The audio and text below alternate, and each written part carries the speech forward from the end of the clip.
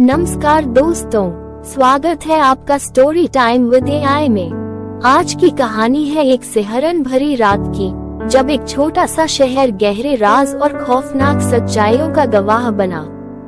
ये कहानी है उस अधूरी रात की, जब सच और झूठ के बीच की रेखा धुंधली पड़ गई थी। तो चलिए शुरू करते हैं आज की ये दिल दहला देने वाली कहानी, एक अधूरी रात। ये कहानी है एक छोटे से शहर की, जहां हर कोई एक दूसरे को जानता था।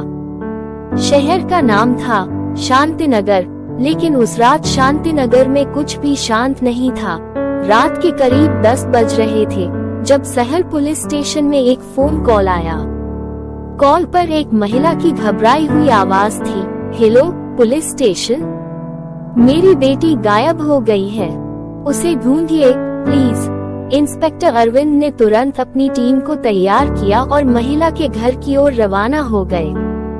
जब वे वहां पहुंचे तो पता चला कि गायब होने वाली लड़की 17 साल की रिया थी।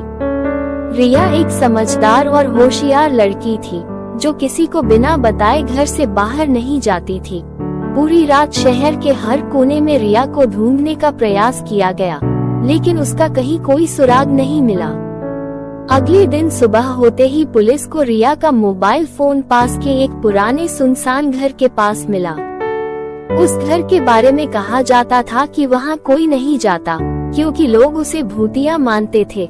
इंस्पेक्टर अरविंद को संदेह हुआ कि इस घर में कुछ न कुछ जरूर छुपा है।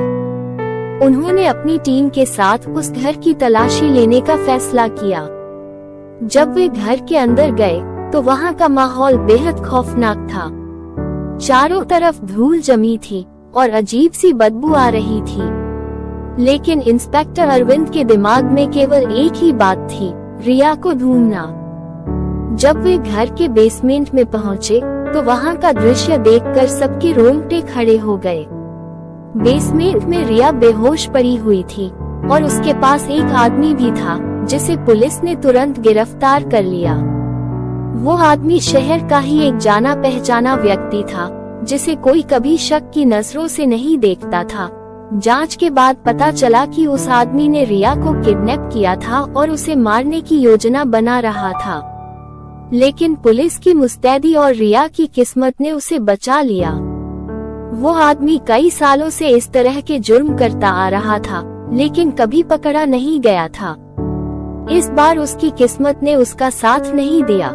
तो दोस्तों, ये थी कहानी उस अधूरी रात की, जिसने एक खौफनाक सच को उजागर किया। कभी कभी जो लोग हमें सबसे ज्यादा भरोसेमंद लगते हैं, वे ही सबसे बड़े खलनायक बन सकते हैं। हमें हमेशा सतर्क रहना चाहिए और अपने आसपास के लोगों पर नजर रखनी चाहिए। अगर आपको ये कहानी पसंद आए हो तो हमारे चैनल को सब्सक्राइब करना न भूलें और अपनी राय कमेंट्स में जरूर बताएं। अगली बार फिर मिलेंगे एक नई और रोमांचक कहानी के साथ। तब तक के लिए सुरक्षित रहें और सतर्क रहें।